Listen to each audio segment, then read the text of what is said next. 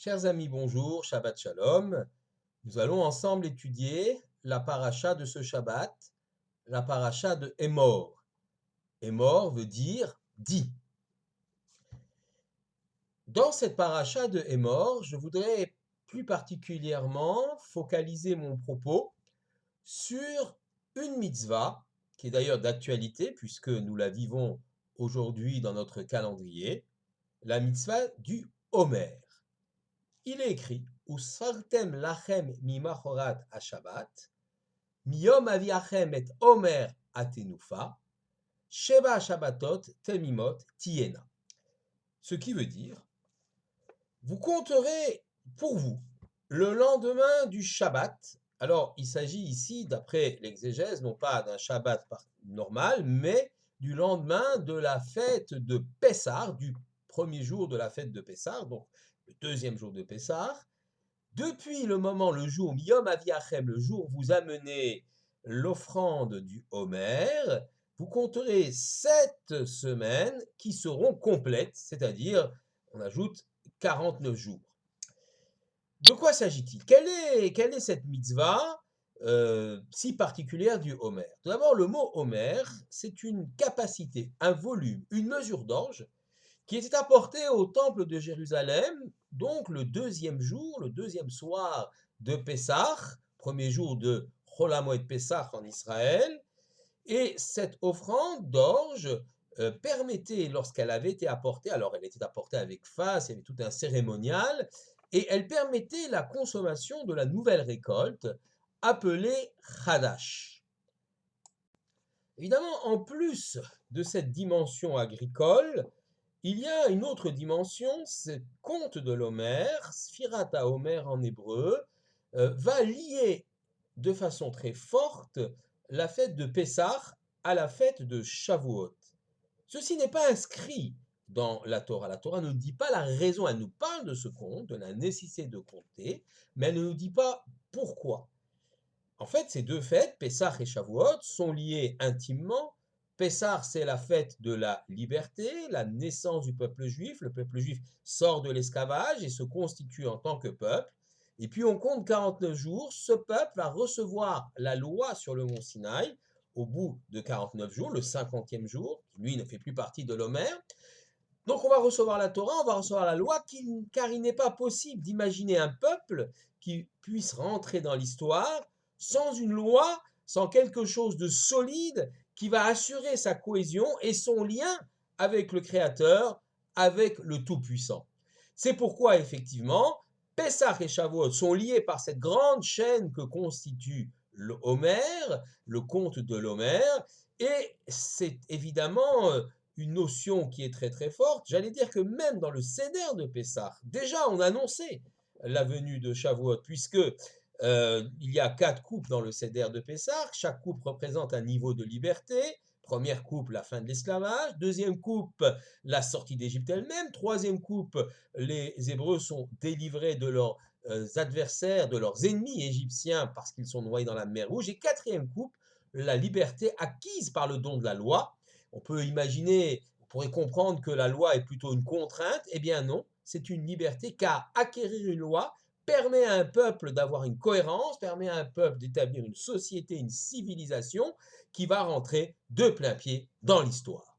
Mais revenons sur le conte de l'Homère, qui lui est passionnant parce que, en vérité, on passe au départ, comme on l'a dit, d'une offrande d'orge, qui est une nourriture qui est essentiellement animale, à une offrande le jour de Shavuot de blé, sous la forme de 2 chalotes, de 2 pains, qui sont des pains faits à base de blé, qui lui, le blé est une céréale qui est réservée à la consommation humaine.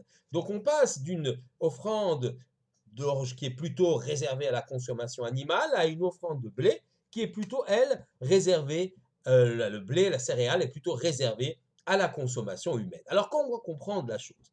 En vérité, il y a ici une réflexion sur le statut même de l'homme et son rapport avec l'animal. Déjà, on nous explique dans la Gemara donc de Psachim, on nous explique que Adam Arishon le premier être humain créé sur terre avait cette sorte de plainte envers l'Éternel, et il s'exprimait ainsi: Ani vehabehema ne'echal me'avus echad. Comment moi et l'animal, nous allons manger dans la même auge, dans le même mangeoire. Donc Adam est préoccupé par le fait qu'il est finalement peu différent des animaux, qu'il a les mêmes fonctions vitales comme celles de la reproduction ou de l'alimentation, comme les animaux, qu'il est un être de chair et de sang. Les biologistes aujourd'hui nous montrent qu'effectivement l'être humain est tout à fait, peut se classer parmi les mammifères. Il n'est pas très éloigné des grands singes par sa génétique. Donc il y a effectivement une interrogation sur la place de l'homme dans cette nature, la place de l'homme par rapport aux animaux, et ceci angoisse Adam Arishon, le premier homme, qui lui pense que peut-être qu'il n'a pas de supériorité par rapport à l'animal, qu'il est tout à fait comparable à l'animal, et c'est pourquoi il s'interroge, et notamment dans sa relation avec la nourriture. À cela, on répond que effectivement, l'être humain est un animal au départ. Il est un être biologique, un être fait de chair et de sang, mais qu'il a la capacité de dépasser cet état biologique, de s'élever, de grandir. Comment? Eh bien, par le biais de la Torah qui, pour nous, peuple juif, nous donne les éléments possibles de cette élévation, nous donne les éléments possibles de cette mitzvah par l'étude. Et par la mitzvah, il y a la capacité, l'homme a la capacité de grandir, de s'élever et d'être biologique, devenir être humain avec un grand H, avec un rapport particulier avec ses contemporains et un rapport particulier avec la transcendance, avec l'Éternel lui-même. Et c'est le but du conte de l'Homère. Le conte de l'Homère nous permet de progresser jour après jour pour nous arracher de la dimension biologique dans laquelle nous sommes par nature, puisque nous sommes formés d'êtres de chair et de sang, pour devenir véritablement un être beaucoup plus spirituel. Et notre rapport avec la nourriture va évidemment témoigner de cette volonté de s'élever spirituellement. Je m'explique. On se nourrit par plaisir, on se nourrit aussi pour vivre, pour survivre, mais il y a, lorsque l'on va prendre, quelle que soit la nourriture, on va s'alimenter, la Torah nous propose un certain nombre d'éléments qui nous permet d'avoir un recul vis-à-vis de cette alimentation, mieux que cela, de l'utiliser pour nous élever spirituellement. Par exemple, les lois de la cacheroute nous permettent de choisir les aliments qui vont donc nous grandir physiquement et spirituellement, les aliments cachés. Il y a donc un tri par rapport aux aliments. Ces aliments ont différentes symboliques que je n'ai pas trop le temps de développer maintenant, mais il y a une certaine symbolique, une certaine force de l'aliment. Nous sommes ce que nous consommons. Le fait également de dire une bénédiction, une bracha avant de manger et une bracha après manger est une sorte de reconnaissance du Tout-Puissant, est une volonté d'associer le Créateur, la spiritualité, son projet à la fonction la plus basique de l'être humain, c'est-à-dire s'alimenter. J'ajouterais que vis-à-vis, ça c'est vis-à-vis de Dieu, mais vis-à-vis de ses contemporains aussi, il y a moyen de s'élever par l'aliment. Quand on gagne sa vie, lorsqu'on acquiert ce qu'on appelle en hébreu sa parnassa, il y a des façons honnêtes, droites, justes, conformes aux règles halachiques, aux lois de la Torah ou aux lois des différents pays dans lesquels on habite, parce qu'elles sont à prendre en considération, en principe, selon le principe de Dina, de Malchuta Dina, la loi du pays fait force de loi. Donc il y a des règles éthiques dans l'acquisition même de cette nourriture qui fait que le rapport qu'on va avoir avec autrui va être juste et vrai.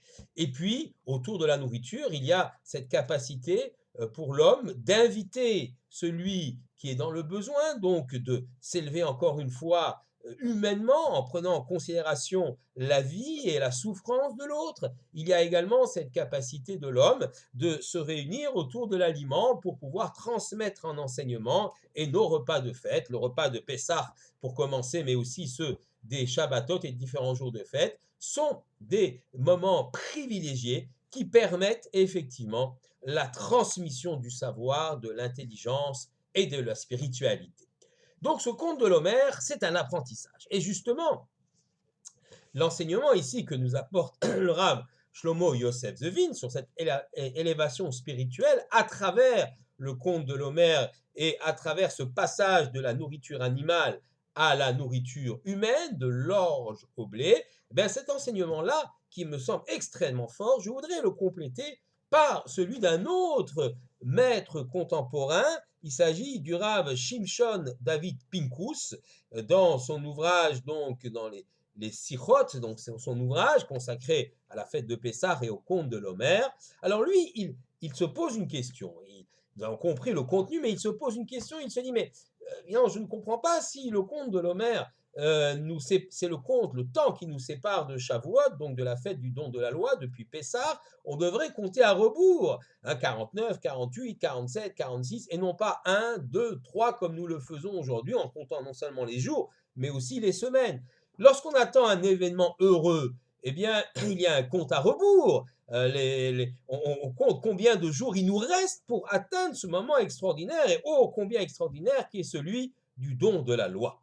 Alors le Rav Pinkus compare cette situation du conte de l'Homer, cette attente du don de la loi, à celle de Jacob et Rachel. Vous savez que Jacob s'était engagé à travailler 7 ans pour épouser Rachel auprès de son futur beau-père Laban, et que lorsque ces 7 ans donc vont se terminer, la Torah elle-même nous dit Vayihu be'einav kayamim achadim be'avatota. Et ce fut ces jours-là, ces 7 ans, comme quelques jours, ils sont passés extrêmement vite, comme quelques jours dans l'amour qu'il avait pour elle. Alors pose la question, le Rav Pinkus, mais je ne comprends pas. En vérité, lorsque j'attends un événement heureux, eh bien, le temps me paraît extrêmement long, surtout 7 ans, il veut épouser Rachel, et puis chaque jour qui passe, c'est un temps très très long, donc on aurait dû dire que ce temps a duré une éternité avant qu'il puisse accéder à sa promise, à celle qu'il aime.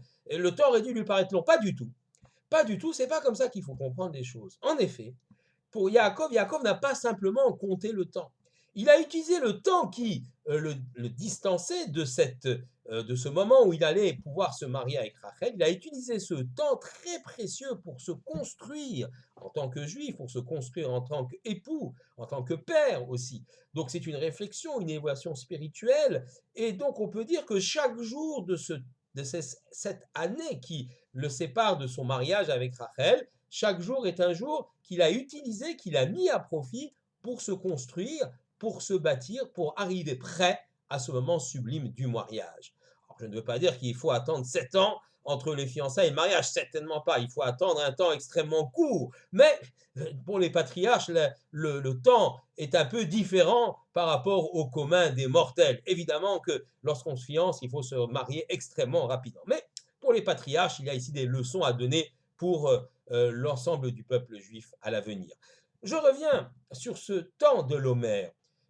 On ne compte pas l'Homère à rebours, parce que ce qui est important n'est pas tellement le temps qui nous reste avant Shavuot. Ce qui est important, c'est que chaque jour qui passe est un jour qui a une chashivut, une importance en lui-même. C'est comme si on allait bâtir une maison, brique après brique, couche de brique après couche de brique, et on montait doucement la maison. Chaque jour de l'Homère nous permet alors d'accéder à un stade d'intelligence, de finesse, de compréhension, de spiritualité plus important que le jour précédent. Et on comprend pourquoi dorénavant on va compter donc l'Homère par ordre croissant, parce que chaque jour est important, chaque jour s'ajoute au précédent dans la construction spirituelle de l'être humain, et c'est ainsi qu'il faut comprendre le conte de l'Homère. Rav Pinkus rapporte une comparaison un peu amusante, un peu humoristique. Imaginez-vous qu'on annonce à quelqu'un qui va gagner 1 million de dollars, 1 million d'euros. Eh bien, il va être évidemment très très content, mais on va dire tu ne vas toucher cette somme-là que dans 49 jours. Alors, il va compter tous les jours qui le séparent de cet instant sublime où il va devenir millionnaire, et chaque jour va lui paraître une éternité. Il ne va y avoir utilisé aucun de ces jours. Chaque jour pour lui n'a aucun sens. Par contre, si on lui dit tu as gagné 1 million de dollars, mais chaque jour tu feras un certain effort, un certain travail, une certaine étude, et puis chaque jour tu vas gagner une somme. Le premier jour une première somme, le deuxième jour une deuxième somme, et au bout de 49 jours, eh bien, tu auras totalisé la totalité donc du million de dollars qui a été promis. Tu ne l'atteindras qu'au bout de 49 jours, mais chaque jour tu toucheras déjà une certaine partie de cette somme-là. Alors évidemment, chaque jour pour lui va compter, va devenir important. Il ne va pas lui paraître une éternité. Chaque jour va être fort, il va l'utiliser, il va lui donner tout son sens pour pouvoir progresser et accéder au jour suivant. Eh bien, il en est de même au niveau de l'acquisition spirituelle des choses. Le temps de l'Homère est un temps qui nous permet de progresser spirituellement, tant dans notre rapport avec l'Éternel, bien sûr, mais aussi dans notre rapport avec autrui, rapport avec l'Éternel, dans toutes les lois qui nous lient à lui, et particulièrement pardon, la tefilal, la prière et le limoud, l'étude, mais aussi vis-à-vis de nos contemporains, dans un engagement respectueux vis-à-vis d'autrui dans tous les domaines de la vie, c'est important.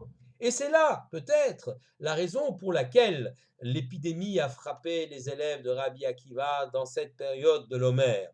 Ils étaient de grands sages, des tzadikim peut-être, des talmidei chachamim certainement, mais ils ne se sont pas donné du respect l'un à l'autre et ils n'ont pas pris en considération cette dimension si essentielle du peuple juif de la considération pour autrui, si ce n'est l'affection ou l'amour pour autrui, au moins la considération pour autrui.